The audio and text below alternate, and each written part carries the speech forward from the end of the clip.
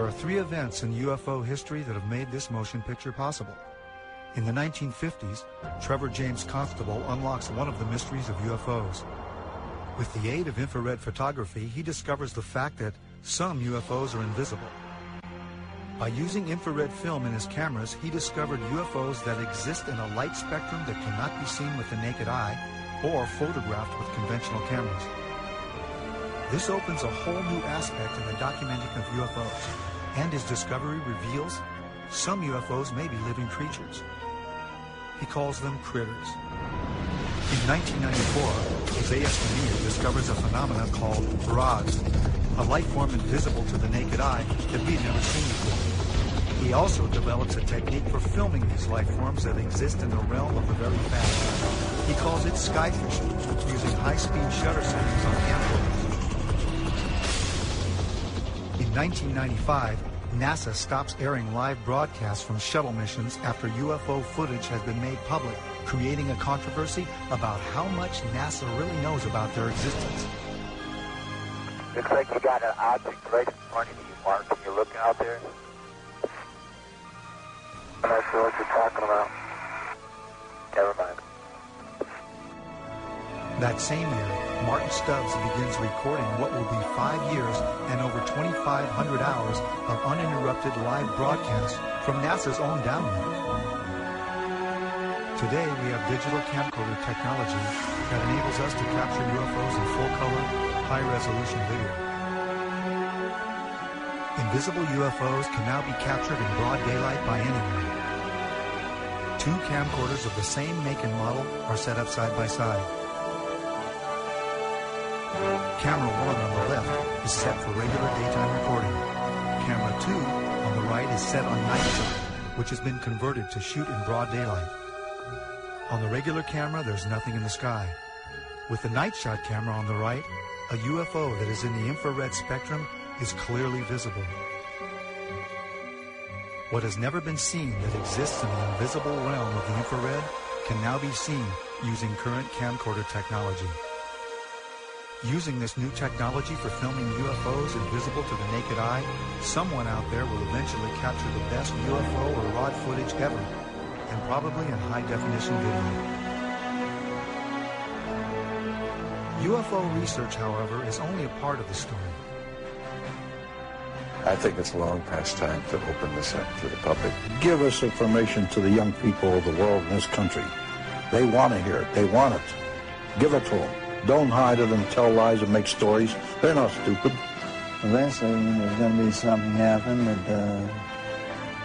will make all of them have egg all over their face. And they're going to have to admit that they haven't been truthful at all.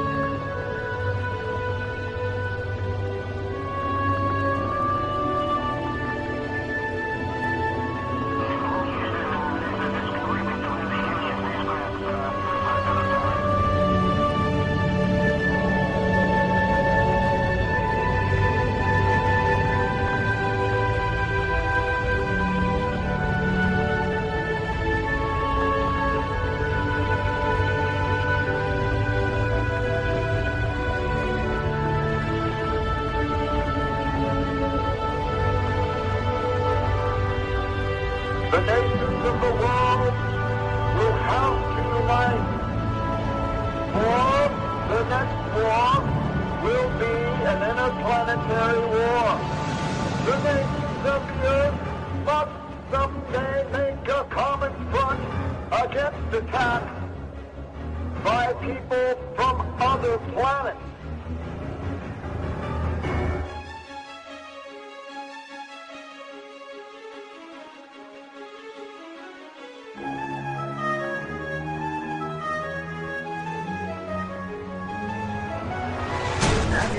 guns went into action against unidentified aircraft in the Los Angeles area, ordered by the 4th Interceptor Command at 2:25 a.m. The unidentified object moved slowly down the Pacific coast from Santa Monica and disappeared south of Long Beach. Searchlights closely followed the object down the coast and kept it measured in their thread. Shells frequently could be seen bursting near the object, but none appeared to hit it. The shooting stopped about 3:30 a.m. Approximately 20 minutes after the firing died down, the ship returned and headed westward from Long Beach toward Santa Monica. The guns went into action again, throwing round after round of shells at the object. The second barrage appeared to be closer to downtown Los Angeles, since watchers could hear the concussion of the guns more clearly, and the flash of bursting shells was brighter. Then the ship disappeared for the second time over the ocean. We return you now to CBS in New York. That was Byron Palmer on the West Coast.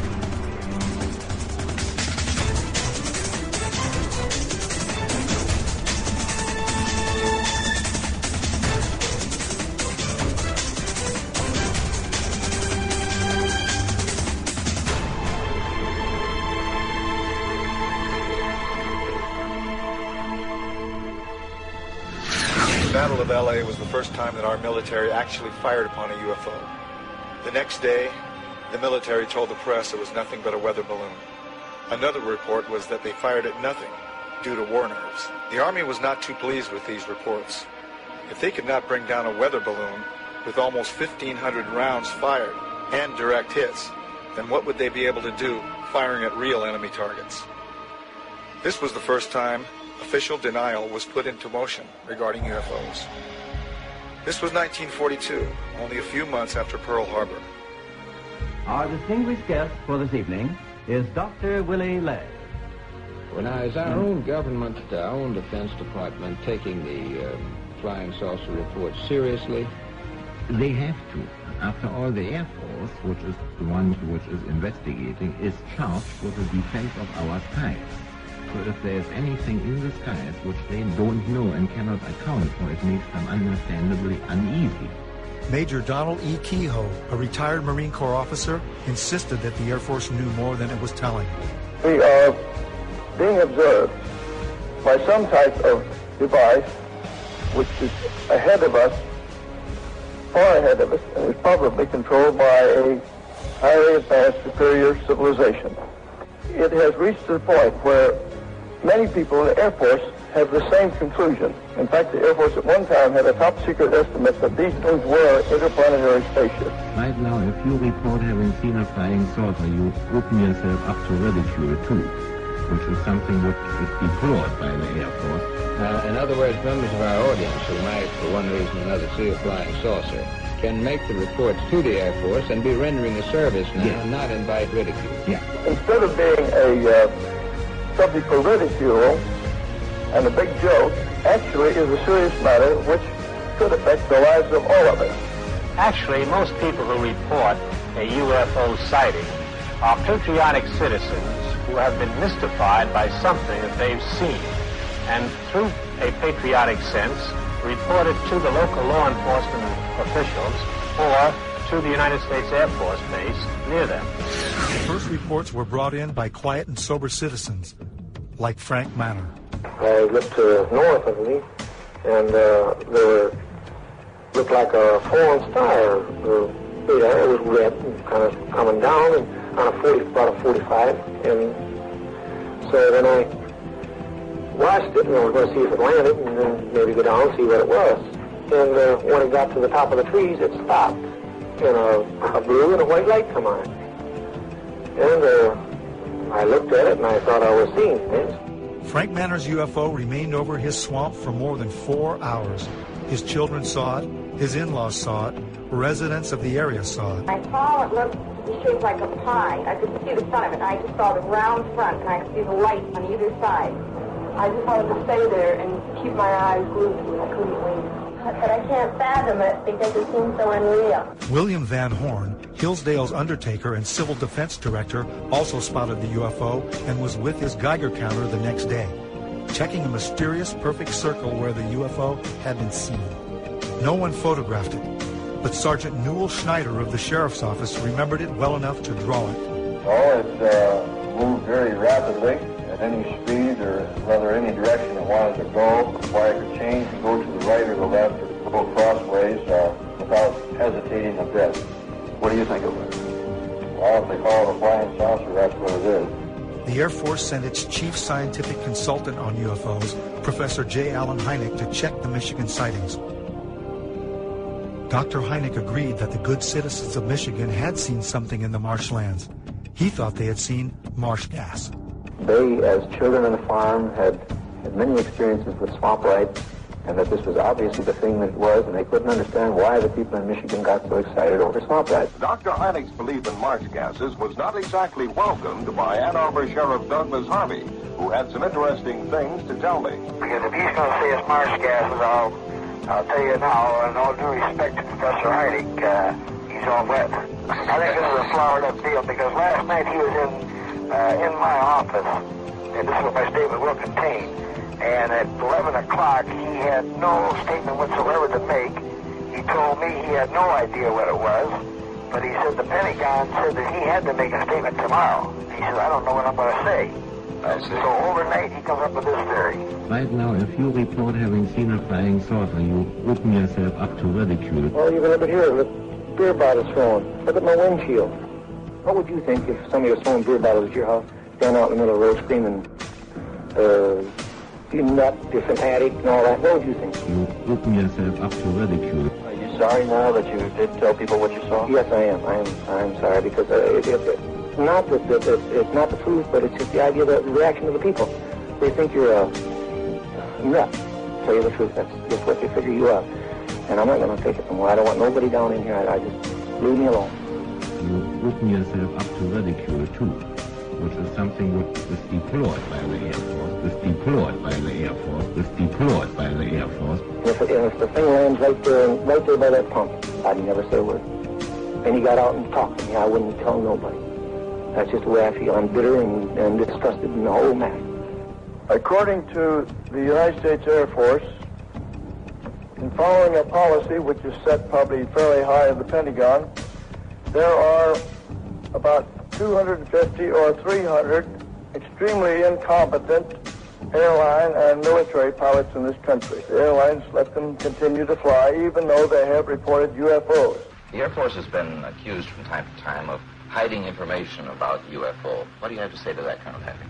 Well, these charges are absolutely untrue. We have not been hiding anything. This is not an attack on the Air Force spokesman or the project spokesman. They are simply following orders to explain away all UFO sightings as quickly as possible when they become public and deny that UFOs really exist. UFOs were fairly new, and even though there had been sporadic reports throughout the late 1800s and early 1900s, they were simply nothing to worry about. Flying saucers had been reported and photographed worldwide. They were not an issue because the sightings, although seen by pilots and close to Army bases, did not seem to pose any kind of threat. They were simply passed off as strange lights or sightings of atmospheric and weather anomalies by untrained civilians who were seeing things that were easy to explain. After the attack on Pearl Harbor, it became apparent that our military needed to control who or what flew into our airspace. Radar was the newest technology for detecting anything in our skies that was not acknowledged to be our aircraft.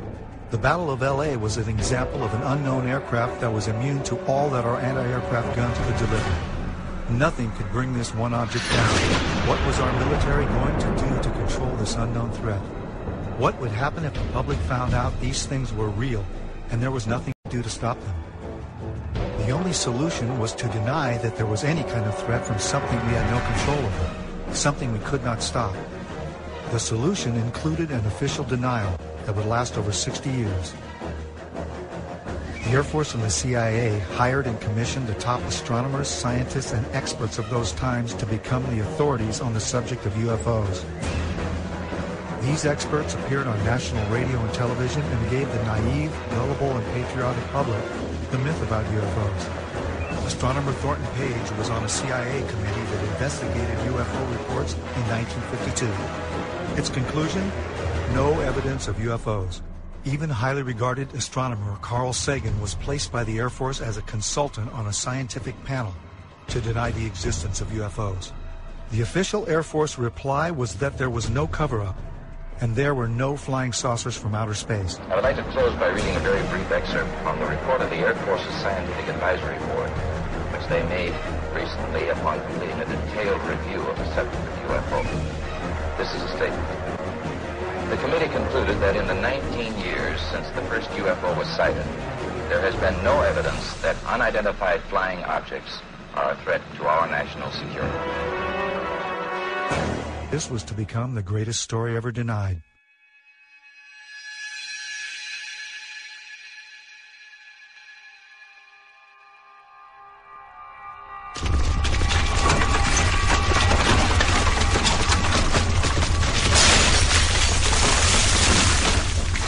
Like many other people in Los Angeles, my brother and I were devastated by the Northridge earthquake. I was awake that morning making final edit decisions on a film that we had been working on for the past year. Our film and video editing studio was destroyed, so we had to finish cutting the film at one of the labs in Burbank. We didn't realize that the earthquake was only the beginning of what would become one of the many life-changing events that were about to unfold. We decided to go home and visit our family for a while before coming back and starting all over again. We went back to Roswell, New Mexico, which is our hometown, and a couple of months later we filmed the first broad daylight footage ever taken of UFOs over the Roswell area.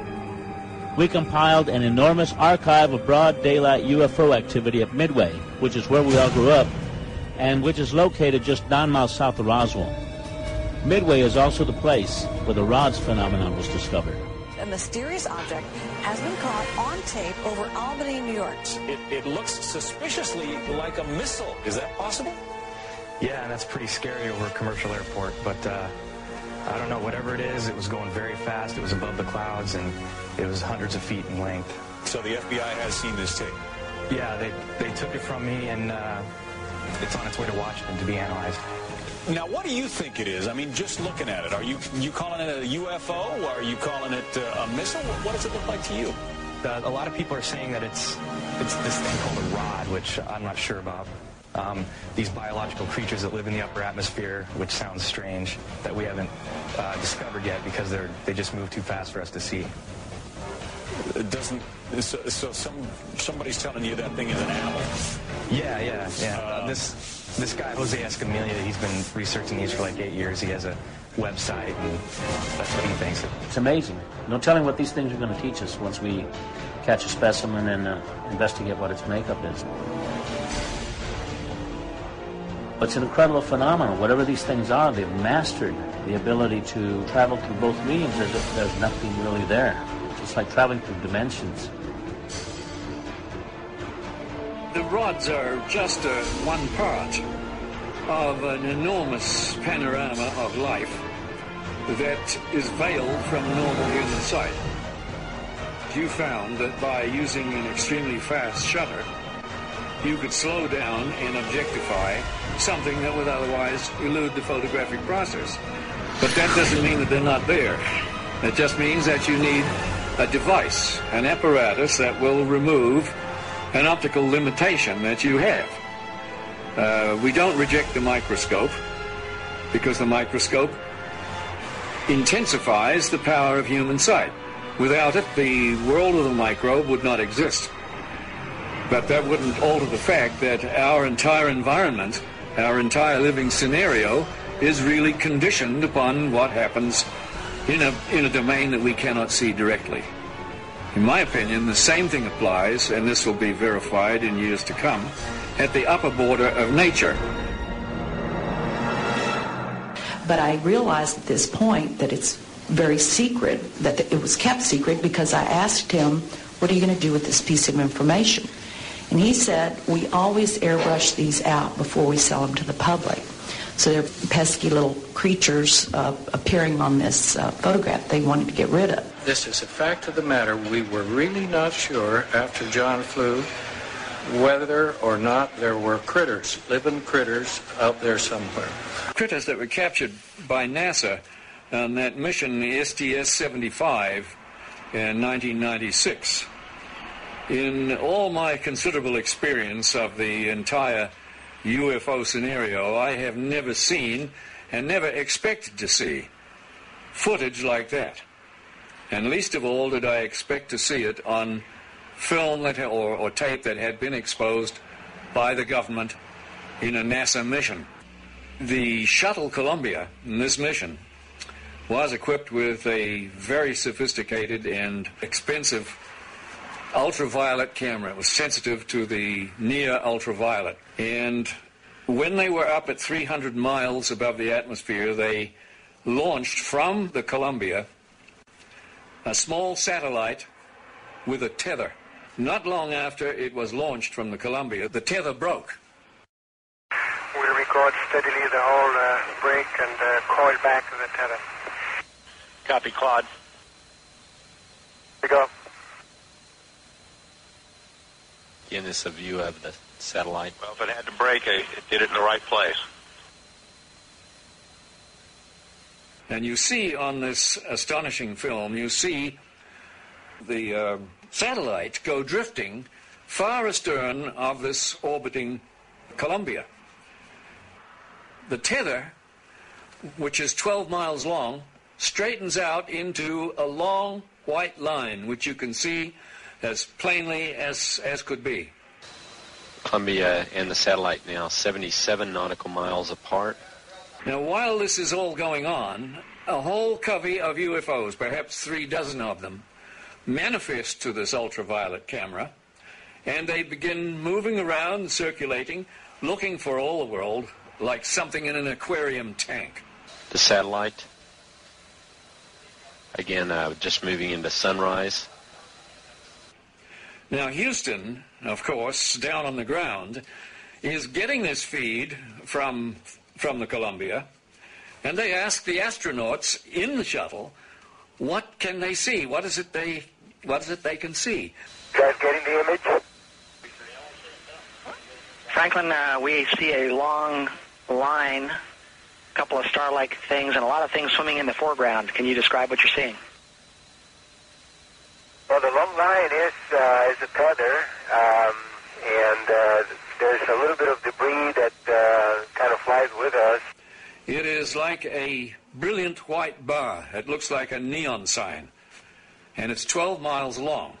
Now, what this does is give you a sort of cosmic ruler by which you can get an idea and an estimate of the diameter of the UFOs that are flitting around down there.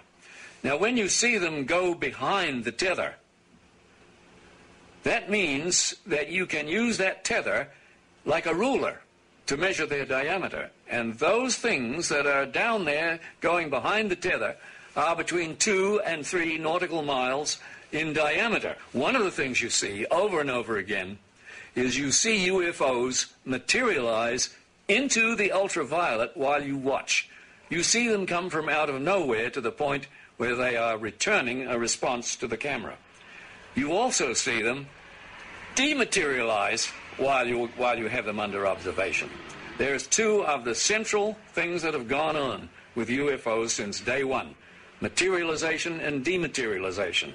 It's going on in this film, 300 miles above the Earth, photographed by your government with your astronauts superintending the whole thing.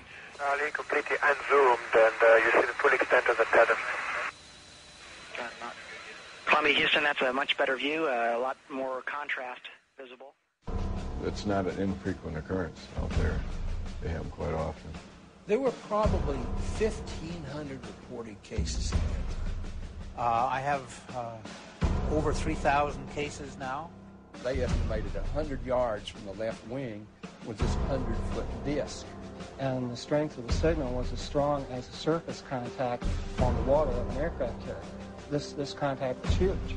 We were flying tankers over England, and London Control asked us to intercept a UFO.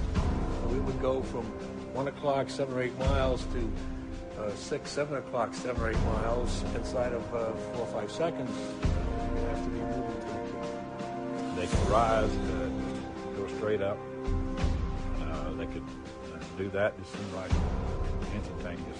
Once they started moving, they went straight up, for a while, and then they went zap.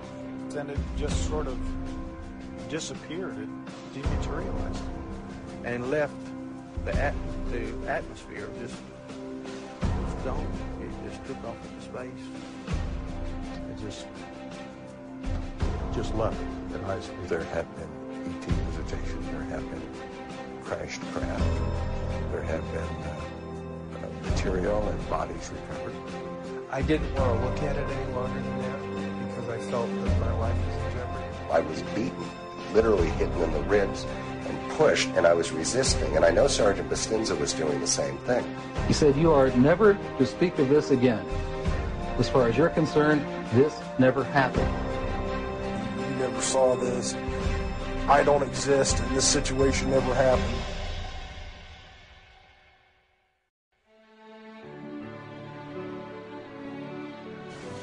We are here today to disclose the truth about a subject that has been ridiculed and questioned, denied for at least 50 years. The reason we are coming forward now is that we are asking for the U.S. Congress and for President Bush to move towards an official inquiry and disclosure on this subject. Morning, ladies and gentlemen.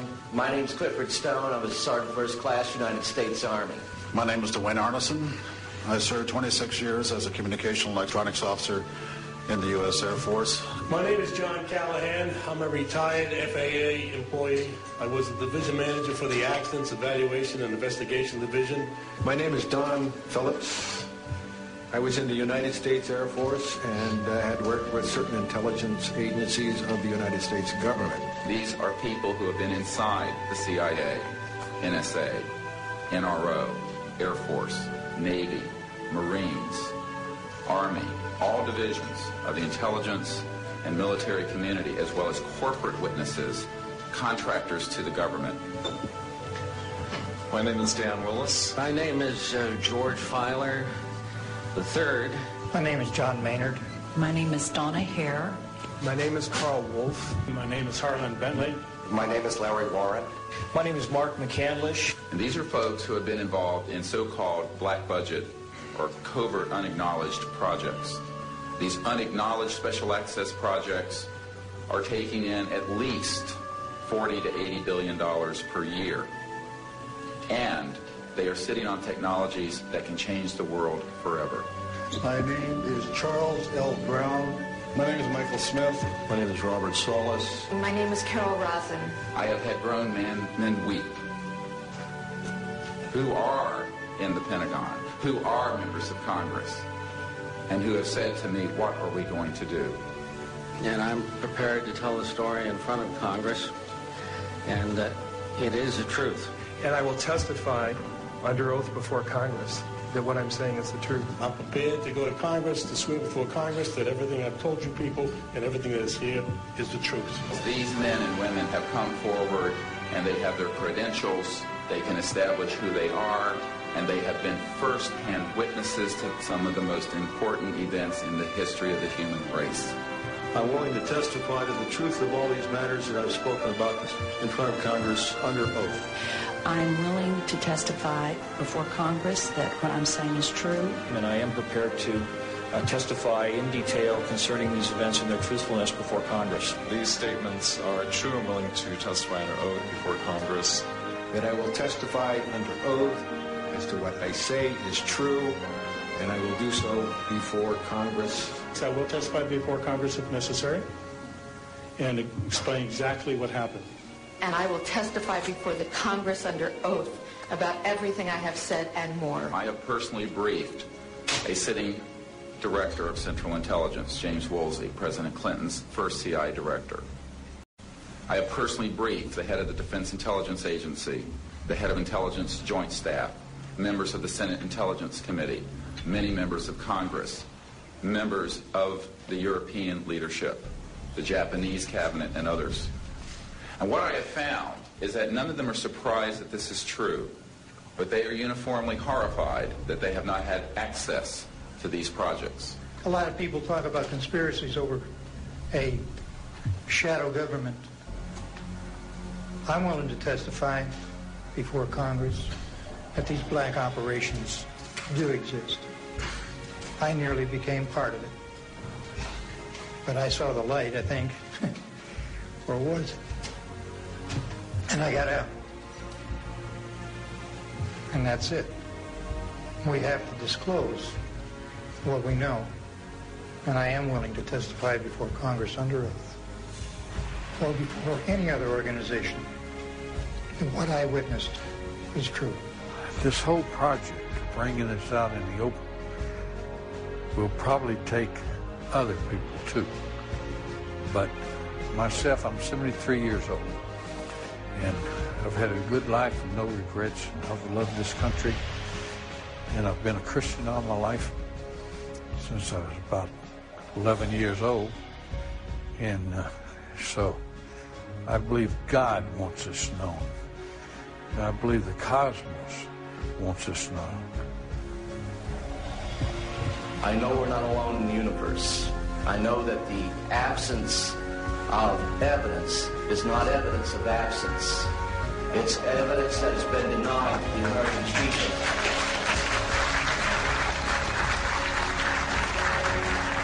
I stand before you today in my almighty God, and I tell you this. If Congress calls me in and says, will you testify in detail what you know, I stand here today prepared and ready to do just that. Governments must never lie to the people.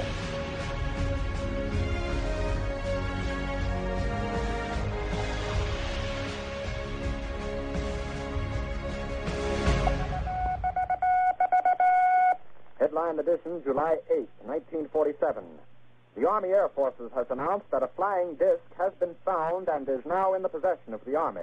Army officers say the missile, found sometime last week, has been inspected at Roswell, New Mexico, and sent to Wright Field, Ohio, for further inspection.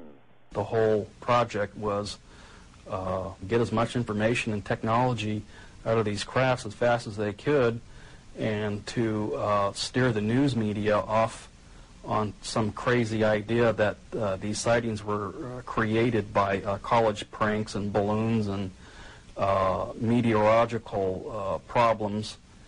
And a lot of the information was siphoned off by the CIA and the National Security Agency and people at ONI, Office of Naval Intelligence.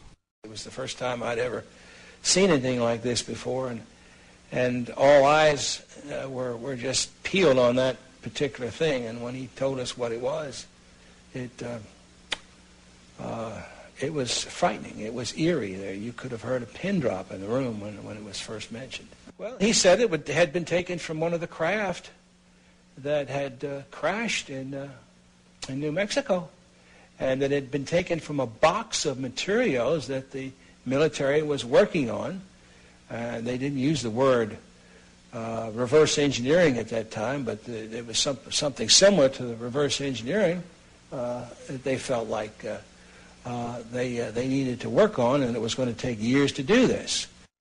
I was a duty officer that night, and I went to the veterinarian section, and one of a sergeant I knew very well was sergeant of the guard that night. I told him, Sarge, how's everything around here? And he said, fine, sir. I told him, you know, they told me to be careful to watch this area because you have a sense of something sensitive here. He said, you want to see it, sir? I told him, yeah, let's go look. And I knew this sergeant very, he was a master sergeant. I went back, and there was 5 crates there, like 5 or 6, I think it was 5. I lifted one up, and here's this body there and floating in fluid. First, I thought it was a child because it was small. Then I looked at this head and all, right away, and this was only happened in a matter of seconds. Then I put the end back down, and the head was different, the arms were spindly, the body it was gray. So right at that moment, I figured, I don't know what this thing is. So like in intelligence business, I just better put it in the back of my head here and wait till maybe in the future I get corroboration so I can evaluate what it is. Curtis LeMay started to open up and talk about what he told me about Roswell and the crash that had occurred. And he told me that he was aware that it wasn't ours, it wasn't the military's, the Air Force or the Army or the Navy, and it was highly strange. Was a highly strange vehicle that crashed. He said, I'm going to tell you something. He said, but if you say that I told you, I'll swear I never even mentioned it to you. I said, no problem. And he said to me, you know, I'm a member of General Douglas MacArthur's security guard. He says, I'm on my way to the States for TDY. He said, I'm going to tell you something. General Douglas MacArthur was very familiar with the Roswell incident, the crash material, and also the bodies, because he himself has seen them. There I started getting the Tosser reports. I started getting other crash reports, the artifacts I got. And I did get one time a report that NSA was getting signals from space, which were not just space noise or, or unscrambled or something you couldn't read. They were really very perfect and looked like something was guiding them. There was a real message. We were never able to decode it. This was a very coordinated message. It wasn't just noise coming. It was a pattern. The one person I happened to meet and took quite a shine to, and he to me, was a Dr. Adolf Raum. Just a little background on him. He was from Switzerland originally. He was on their first A-bomb test in the U.S. He knew Dr. Oppenheimer personally, and just a fine, fine gentleman. One night after supper and after a few martinis, I jokingly asked Adolf, I said, what do you know about the little gray men that are supposedly on ice here at Wright-Patterson? And I can distinctly recall his face turning ashen white. His voice got very stern, and he said, Arnie, he says, all I can tell you is that they were not weather balloons, and we will not talk about it again. You understand? And there was no uncertainty in my mind that we wouldn't talk about this further. We can safely say that, yes, there were some captured craft in Roswell, New Mexico, and yeah, they were real. And yes, we really did get some technology from them. And yes, we really did put it to work. How many bodies have been recovered? Don't know. How many crashes have occurred in which we only got debris from because they came and did their recovery before we got there? Don't know, but it has happened. It has happened. When they have problems, just like we send out a distress call, they send out a distress call, which is something that a lot of people don't allude to or don't even... It's the one question that's never asked. But here again, we think of them as something intangible, like that stuffed animal there. But they're living, breathing creatures, as mortal as you and I. They think, they have loves, they have likes, they have dislikes, they have social culture. This is so important to try to make people understand that that is the case. There were more crashes than Roswell, but people don't understand is that there was one in 1948, and there was another one in 1949. The radar testing in New Mexico was the cause of a lot of them that were crashing, and high-powered transmitters, when they would get too close to transmitters, it would interfere with their guidance control, and they would just crash. Other craft crashed. We had shot them down. As an example of some of our precision, we have here a photo of an object re-entering the Earth's atmosphere. Through our programs, we were able to predict a precise time that this was going to happen and notified a particular agency who then went out with a camera and was able to obtain this photograph. What altitude? This is just entering the Earth's atmosphere somewhere around 400,000 feet. We've been successful. We crashed in White Sands, New Mexico. We tracked it. We were tracking it at the time, and we were successful in damaging enough where it crashed.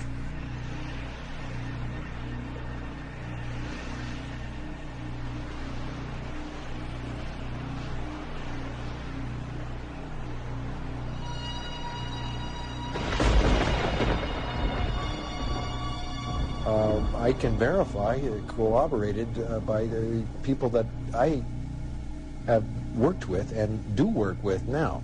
I made a comment that was really funny at that particular point. I didn't really connect it with anything until later. He says, "You have no idea at all what we're about, do you?" And I told him, "No, sir, I don't." He says, "Well, someday the technology will be out there that has been totally back-engineered." Went right over my head at that particular point. When we gave the information out, we gave it out, and insisted they take the patents. But also we put a little bit of a requirement on that. Requirement, feed it back to us for the competitive edge of the Army. Take the patents, make all the money you want, but give it to the American people and give it to the world. The Japanese, they interviewed me, and I told them when we put the integrated circuit out, we also gave it to you. Also had fiber optics laying there. They didn't know what these things were. They figured they were wires of some sort, but didn't know how they operate. The interesting thing that shows you that we have not achieved the point of where these fiber optics are is my dad would also hold them in his hand, and when he closed his hand around them, the ends would be glowing. So this means they contain their own energy. Okay, well, why would you need a fiber optic system in a spaceship? Well, okay, if suddenly everything in the vehicle suddenly becomes mass canceled, and even the electrons become mass canceled, it means that all of the telemetry that's going through your system is going to go out of haywire. It's going to be like suddenly the system goes through a phase change and everything's superconducting. Why use fiber optics? Because photons have no mass, supposedly. So they're unaffected. So it means that any information, any telemetry that you send back and forth to your computer, it doesn't matter if the computer functions at a superconducting level because it just makes it faster, more efficient, smarter. But you want to be able to control the aircraft so it doesn't crash. What's the best way to do it with fiber optics? A second innovation involves the delicate task of monitoring composite surfaces against pressure, stress, strain, and chemical decomposition. This is often achieved through a series of Bragg rating sensors located along lengths of fiber optics which are embedded into composite materials. However, NASA has increased the sensing locations exponentially from what is currently available. Applications for the macrofiber composite are almost limitless. They had a big black curtain that divided the hangar into two different areas, and that behind these curtains was another big area, and inside this area they had all the lights turned off, and they go in, they turn the lights on, and here are 3 flying saucers floating off the floor. No cables suspended from the ceiling holding them up, no landing gear underneath, just floating, hovering above the floor. Deanne Davis with United Press International. Could you please address the vehicle that there was a drawing displayed of? Why would this vehicle be on display at an air show? He said there were 3 vehicles. The first one, the smallest one, the one was partially taken apart, the one that was shown in the video that was running in this hangar, November 12, 1988 at Norton Air Force Base, was about 24 feet in diameter at its widest part, right at the base of that flange. In a few instances, I can say there are clearly over-unity electromagnetic devices, things that produce more electrical energy out than in. This is an alien reproduction vehicle, and just to be clear, this means that it is based on advanced anti-gravity and zero-point energy propulsion systems. The next biggest one was 60 feet in diameter at the base. There are corporations such as SAIC, Lockheed Martin, Northrop, and others that deal specifically with advanced energy and propulsion systems connected to UFOs. And I think that what has happened, from the best we can tell, is that we have lost control of these projects from a constitutional law perspective because the infrastructure within military intelligence and corporate channels is so well funded. Oh, by the way, and the largest of 3 vehicles was about 120 to 130 feet in diameter. And that's massive. Think about it. It's just huge. The reason it's called alien reproduction vehicle is that it's based on the study of extraterrestrial vehicles, but it is manufactured by human military intelligence, aerospace contracting arrangements. We are not in Kansas anymore.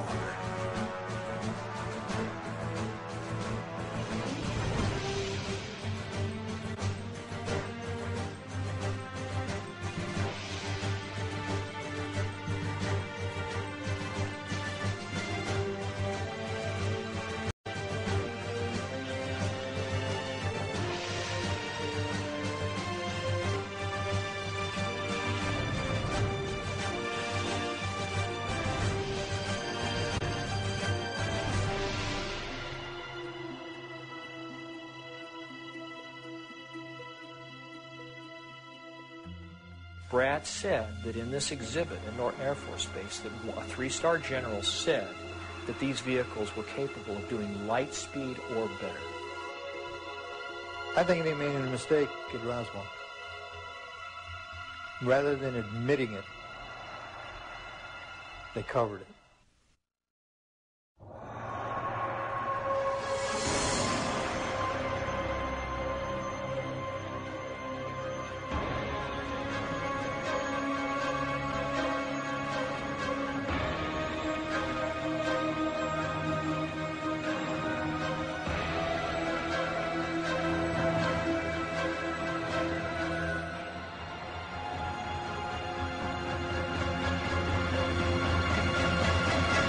Our moon is an object that exists in our immediate space. For years, there have been anomalies recorded such as mysterious lights, flashes, and objects that have been seen by astronomers here on Earth. NASA released a compilation of these recorded reports prior to the first moon mission.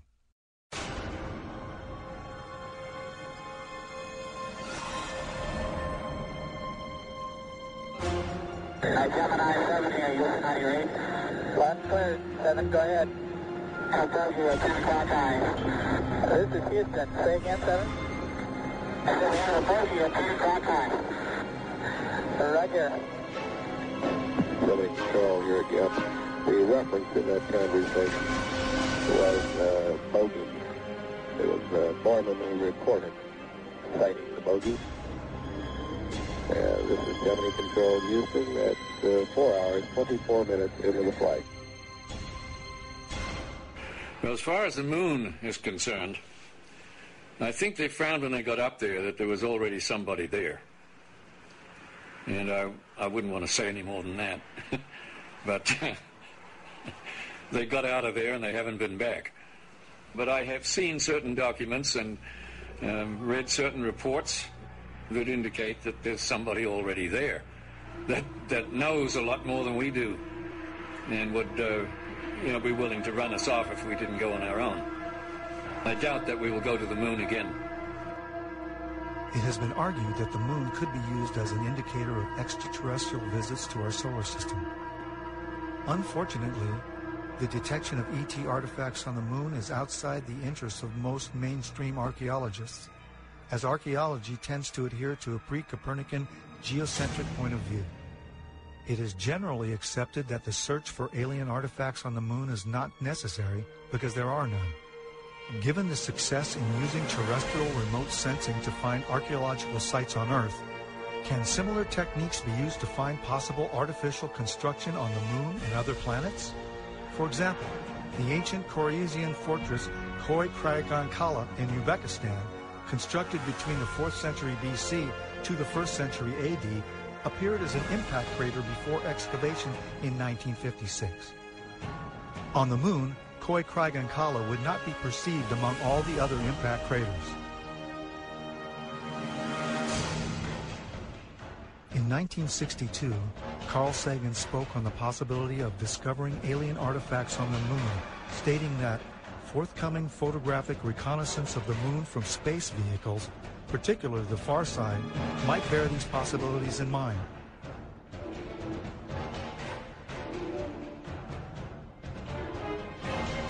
Rectangular patterns on airspace photos are recognized as signs of human culture in the remote sensing of the Earth and air archaeology. It seems reasonable, then, to search for rectangular patterns on the moon or on Mars.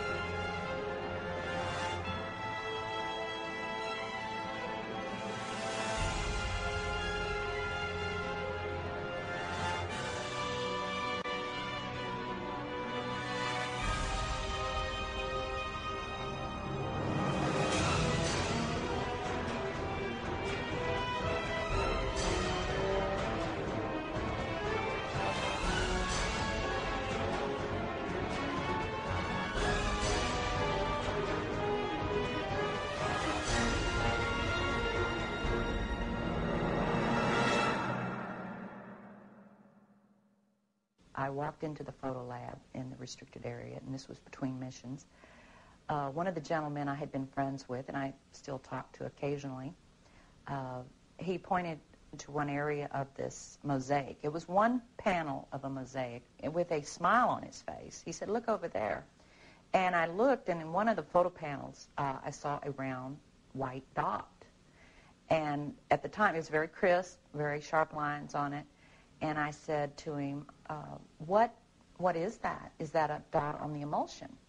And then he's grinning, and he says, dots on the emulsion don't leave round shadows on the ground. And there was a round shadow at the right angle, at the correct angle, the sun shining on the trees. I saw pine trees. I didn't see a coastline. I don't know where this was. And I said, "Is this a UFO?" And he's smiling at me, and he says, "I can't tell you that. I can't tell you that." What I knew he meant was it was, but he couldn't tell me. So I said, "What are you going to do with this information?" And he said, "Well, we always have to airbrush them out before we sell them to the public." In 1965, in mid-1965, I was loaned to the Lunar Orbiter Project at NASA on Langley Field. They had problems with a piece of electronic equipment that was bottlenecking their production of photographs. I was taken into the laboratory where the equipment was malfunctioning. The Airman Second Class was in the dark room at that time. I was also in Airman Second Class. About 30 minutes into the process, he said to me in a very distressed way, "By the way, we've discovered a base on the backside of the moon." And then he proceeded to put photographs down in front of me, and clearly in these photographs were structures, spherical buildings, and towers.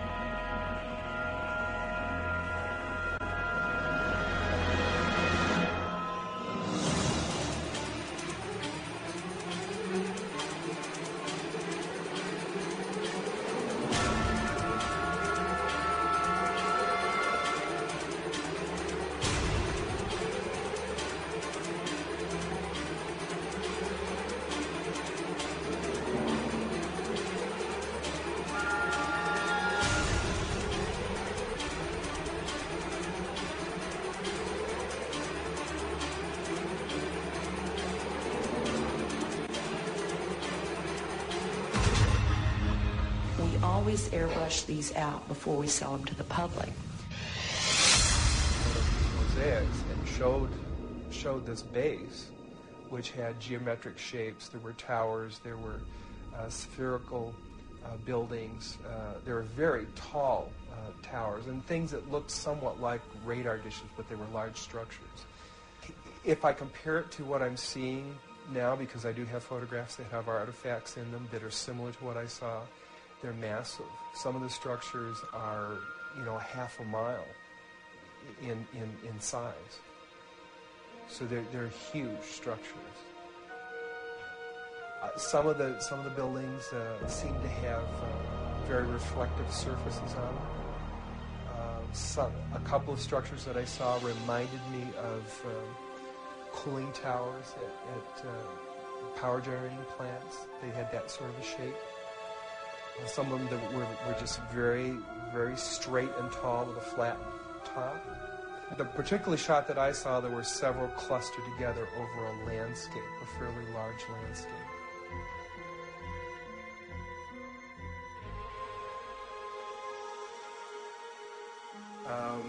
I worked there for 3 more days, and I remember going home and naively thinking, I can't wait to hear about this on the evening news. And here it is, more than 30 years later, and I hope we hear about it tonight. And I will testify under oath before Congress that what I'm saying is the truth.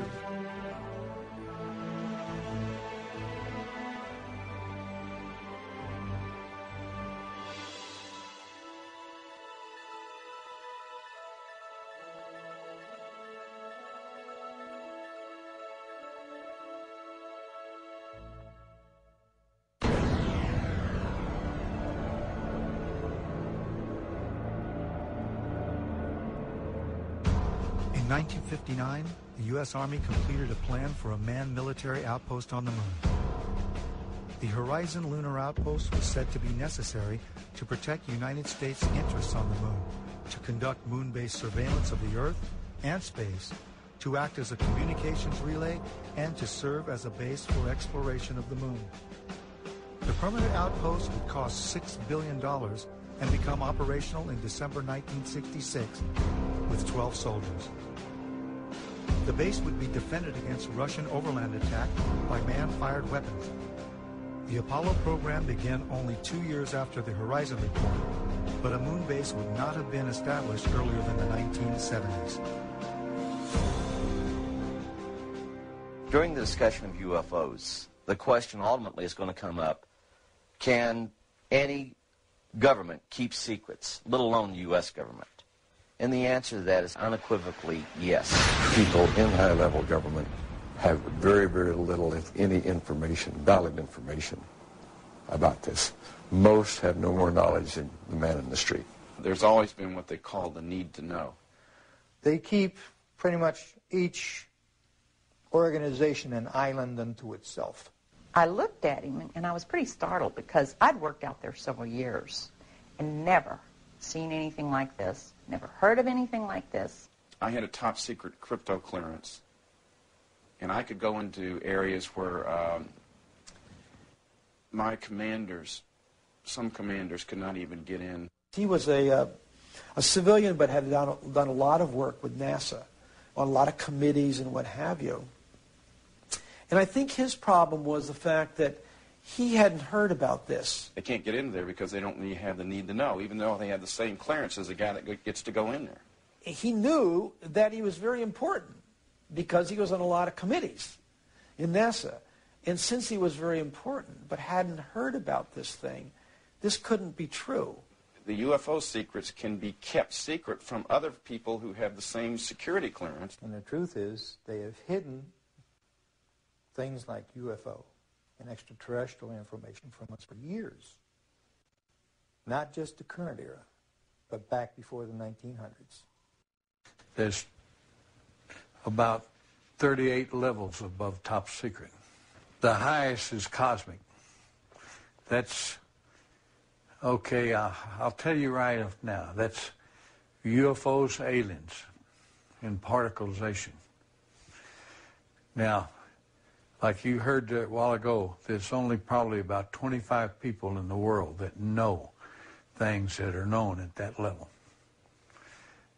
No president has had that level, has ever been cleared for that level.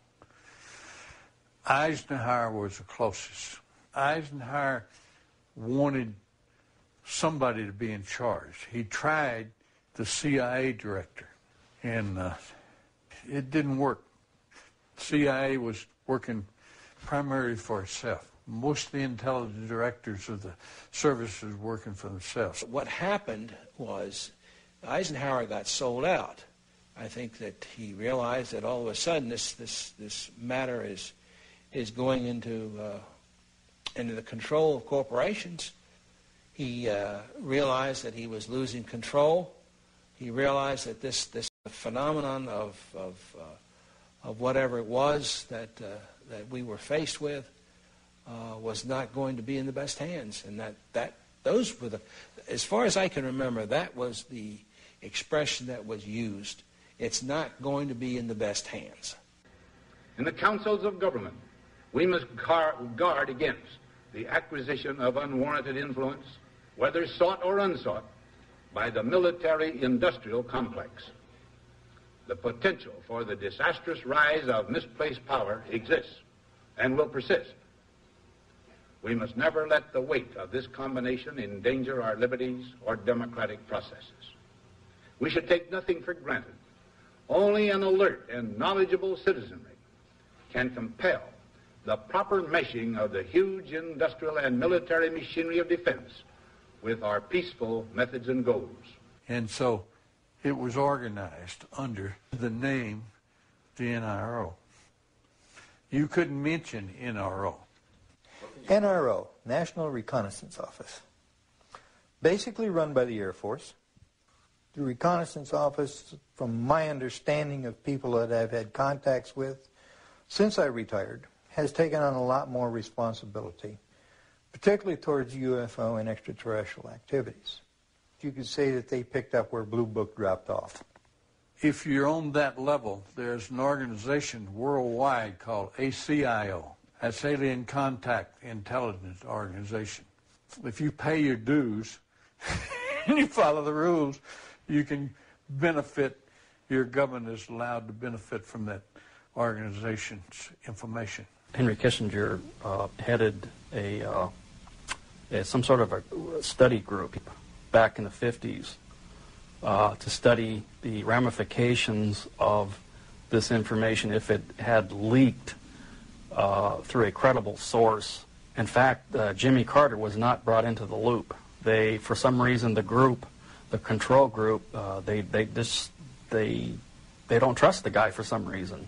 They don't trust Jimmy Carter. They were afraid that he would come out and make statements, blanketed statements to the news media. I was contacted by Ms. Marcia Smith, who was the director of the Science and Technology Division of the Congressional Research Service.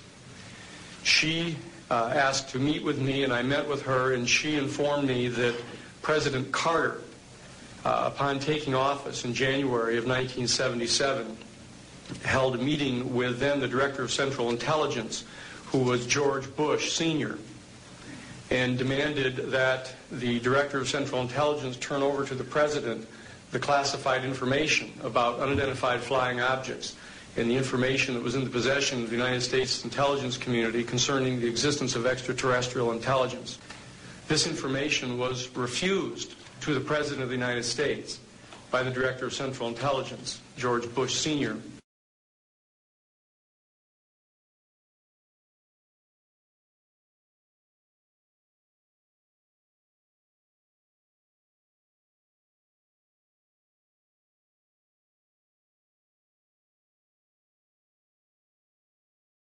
Told us we could not talk about this to anyone, including any of the other crews, our spouses, our family, even amongst each other. So we could not discuss this at all.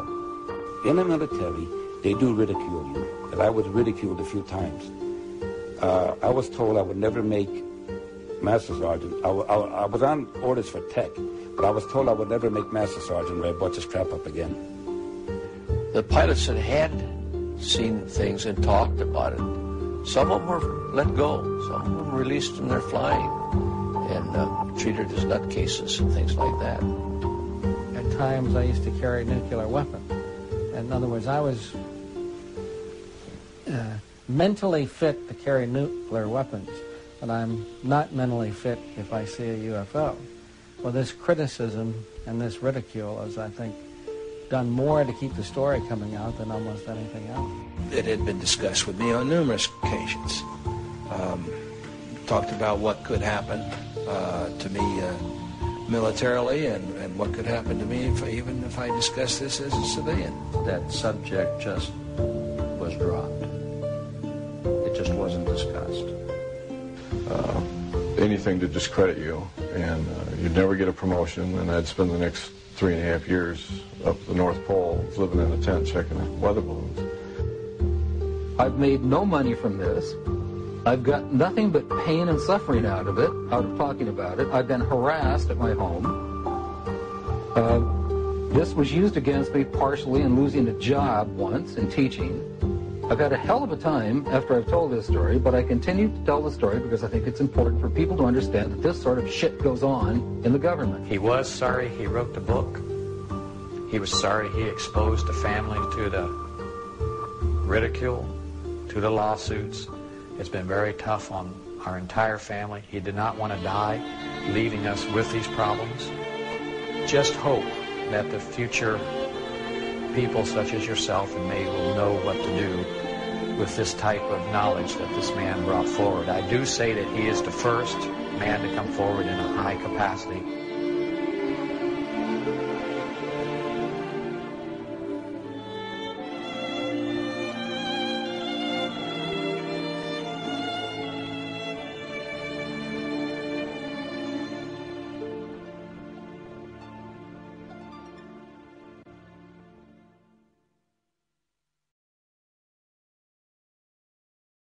Measures have been taken by agencies to terminate people who appear to be inconvenient or troublesome through knowing too much.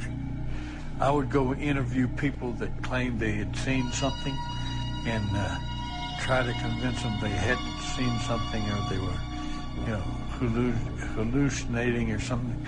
Well, if that didn't work, another team would come in and give all the threats and threaten them, their family, and so on and so forth. And they would be in charge of discrediting them, making them look foolish, or so on and so forth. Now, if that didn't work, then there was another team that put an end to that problem, one way or the other. Secretary of Defense Forstall was the first real powerful known person that was eliminated because he was going to release the information. And nobody has ever paid for that crime. That crime has never been really thoroughly investigated by forces to see what happened to him. But most people know that he was thrown out the window of the hospital, and he wasn't killed by being thrown out the window, but he never got up alive. He was talking about being erased. And I said, man, what do you mean, erased? He said, yes. He said, you will be erased. I said, how do you know all this? And there's something to that effect. And he said, I know. He said, they'll go after not only you, he said, they'll go after your family. And those were his words.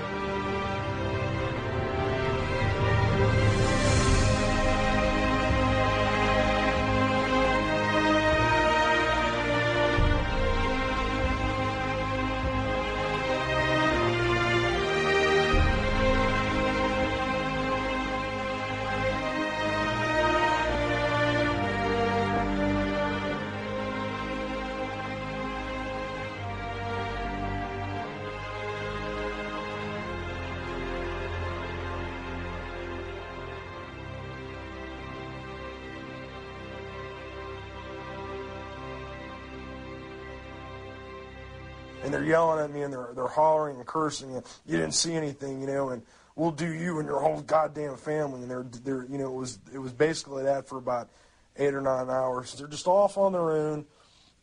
There's no oversight, no control. And they just do whatever they want. They don't. And they're evil, man. These people are evil. Basically, it's an oversight group intermingled with the National Security Council and the National Security Planning Group.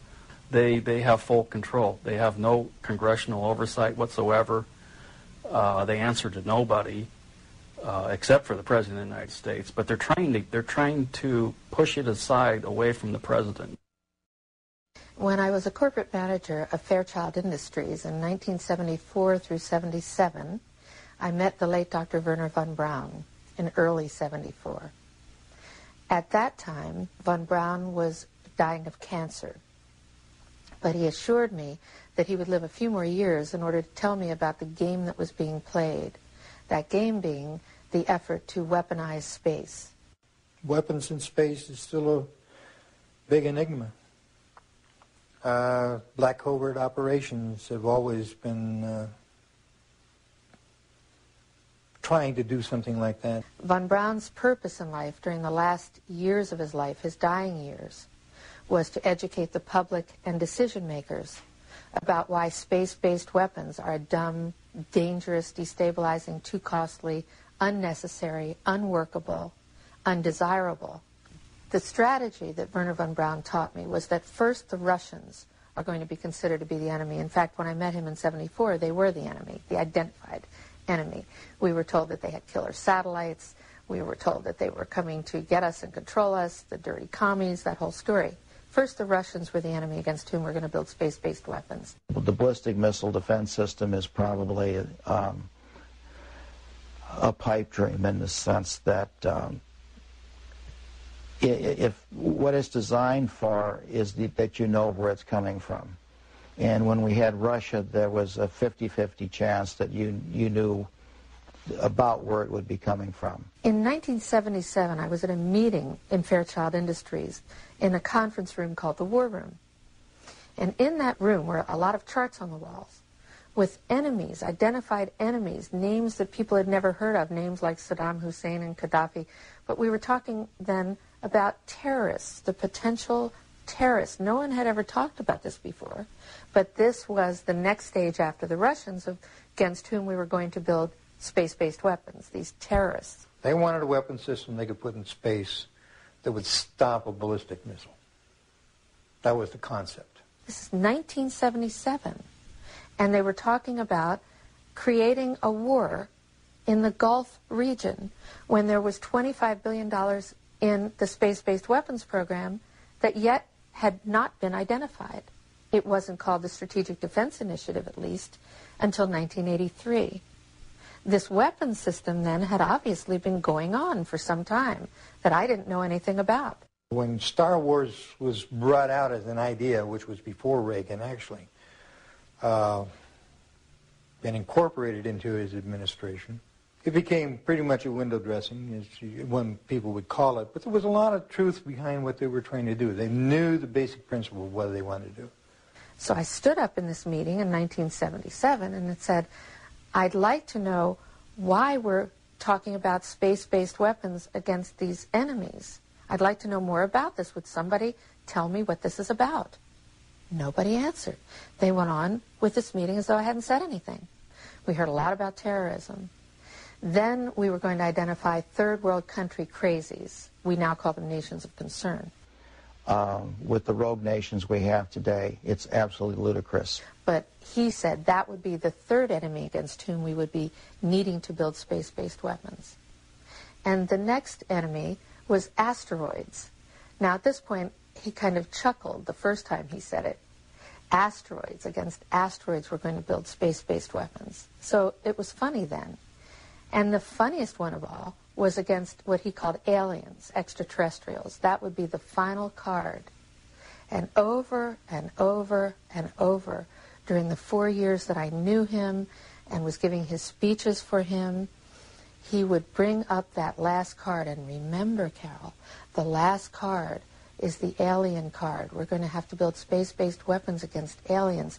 And all of it, he said, is a lie.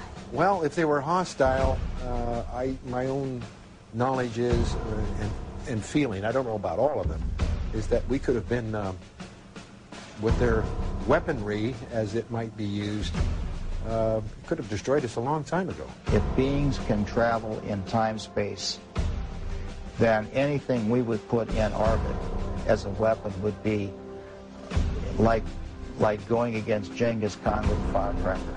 Now, some would like for us to believe, like to develop the idea that the aliens and people are our enemy now. But that's not true. I noticed the satellite's positionings. I said, now, this is supposed to be a system that tracks radar anomalies on Earth, right? You know, the whole thing, the movement. Yep, that's what it does. And I said, so why are half of them pointed towards the outer space? Towards the moon, towards areas that are just blank space. I have concluded that I'm fighting against the clock. That I have but a short time to try to convince people that we are moving in an avenue where we are going to militarize space. As a result of militarizing space, we are going to acquire new technology. We're going to evolve new technology. At least half of those satellites you got up there aren't looking at Earth. He had received several transmissions from the Pentagon and from other satellite monitoring stations of the NSA that they were tracking ETVs, extraterrestrial, that stands for extraterrestrial vehicles. I said, what are they looking for? He says, well, you got to have them need to know about that. We put nuclear weapons out in space as a line of defense, and we was ready to blow them up if they started in. He didn't mention a timeline, but he said that it was going to be speeding up faster than anybody could possibly imagine. Okay, we're not joking about this, but Dan was at window 1. He looked out, he saw an object floating nearby. We took several pictures of it. It's fairly small. We just heard that in the process of pouring over that heat shield, they found 3 more objects floating in close proximity to the space shuttle Atlantis. There you go, 1, 2, and 3. Unclear what those are. Maybe a 4th thing. Unclear what those are. Could be ice. Could be little pieces of harmless debris. Worst case scenario, could be parts of the heat shield, and that is why NASA is concerned. So it's very hard to identify what those little things might be.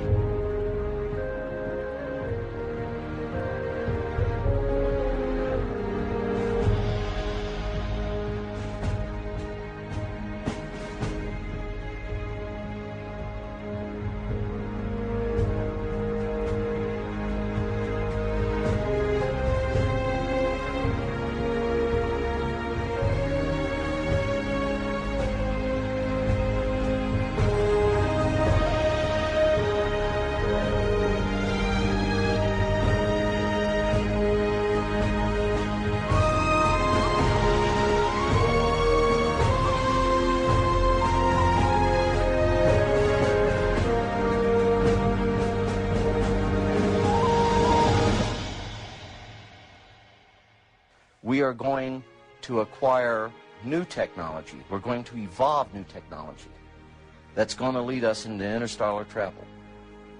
As a direct result, we will become a threat to them unless we spiritually grow also. Air Force Space Command, Masters of Space. June 9th, 2006. Air Force Space Command was crucial in Zarqawi hit. Air Force Space Command news release. Air Force Space Command delivered space combat effects for the precision strike that resulted in the death of terrorist leader Abu Musam al-Zarqawi, head of Al-Qaeda in Iraq. A global positioning system-aided GBU-38 Joint Direct Attack Munition was one of the 2 munitions used in the bombing of Zarqawi's last safe house. An artist's concept shows a GPS satellite orbiting Earth. We have to credit Lockheed Martin for this one, folks. Once again, GPS-aided munitions played a significant role in the success of an important operation, said Brigadier General Donald Alston, Director of Air and Space Operations, or AFSPC. We provide communications, navigation and timing, intelligence, surveillance and reconnaissance, and missile warning. Our mission is 365 days a year, 24 hours a day, 7 days a week, providing space effects to the warfighter, said Vice Commander Major General Thomas Taverny. Air Force Space Command, Masters of Space. President George Bush is expected to issue a directive in the next few weeks giving the U.S. Air Force a green light for the development of space weapons, potentially triggering a new global arms race, it was reported yesterday. The new weapons being studied range from hunter-killer satellites to orbiting weapons using lasers, radio waves, or even dense metal tubes dropped from space by a weapon known as rods from God on ground targets. Space warfare experts said they expected the Bush administration directive to signal a shift in attitude towards exploring ways of affirming U.S. dominance in space militarily. In a memo that I wrote to President Bush last week, I stated that this campaign will persist until our goals are met, and they are as follows. That we have open, honest hearings on the subject in the U.S. Congress. That there be a permanent ban on the weaponization of space or the targeting of any objects of extraterrestrial origin. That there be a full and complete study of classified technologies connected to this subject, specifically technologies connected to UFO and extraterrestrial vehicles, if declassified and used for peaceful energy generation and propulsion, would solve the looming energy crisis definitively. You don't need cars unless you got an internal combustion engine. Well, if you have one of these units, you know, that's about 16 inches long and about 8 inches high and about 10 inches wide, then you don't need to plug into Kit Carson, the local electric company. It burns nothing, no pollution, okay? It never wears out because there's no moving parts. Denny Klein uses an alternative fuel source once thought impossible. He says people still have trouble believing him when he reveals his liquid fuel. Water. Take water and electricity, and we break it down through our very unique electrolysis process. Klein has just patented his process of converting H2O to HHO, producing a gas that combines the atomic power of hydrogen with the chemical stability of water. It turns right back to water. You see the water running off of it. Klein originally designed his water-burning engine for cutting metal. He thought his invention would replace volatile acetylene in welding factories. And then one day, as he drove to his laboratory in Clearwater, he thought of another way to burn his HHO gas. On a 100-mile trip, we use about 4 ounces of water.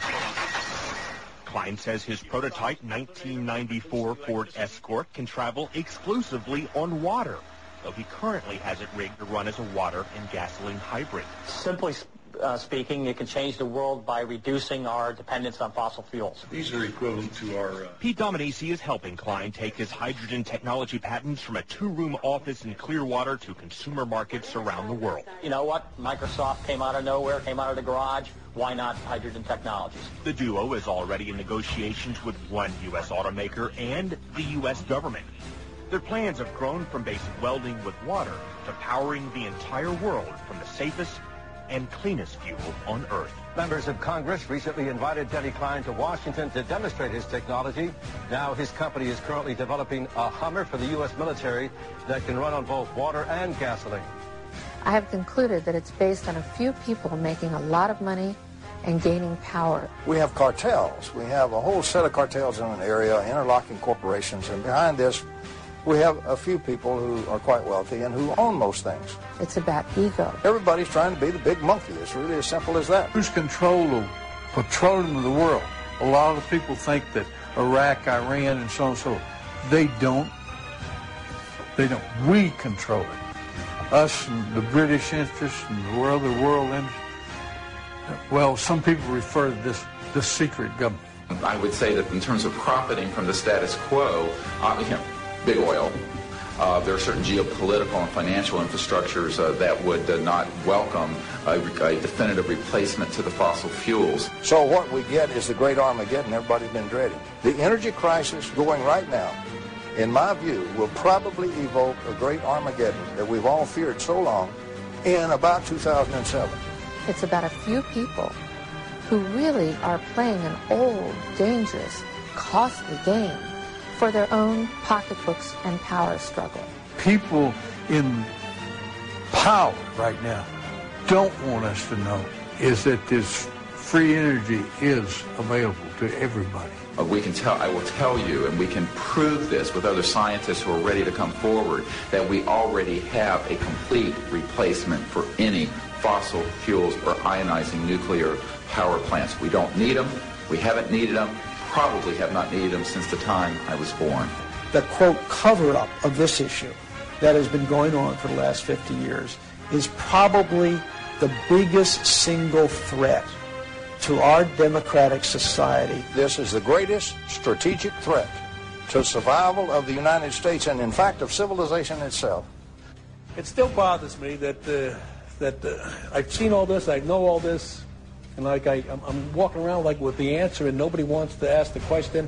I think it's time for us to act, to end this charade. It's definitely time to make this disclosure on this. It's been kept secret too long.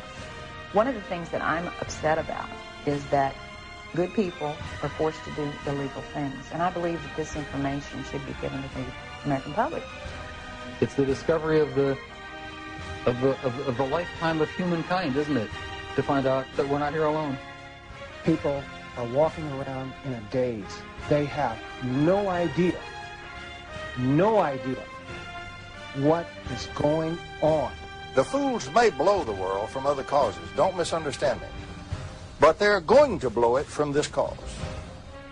A shadowy government with its own Air Force, its own Navy, its own fundraising mechanism, and the ability to pursue its own ideas of the national interest, free from all checks and balances, and free from the law itself.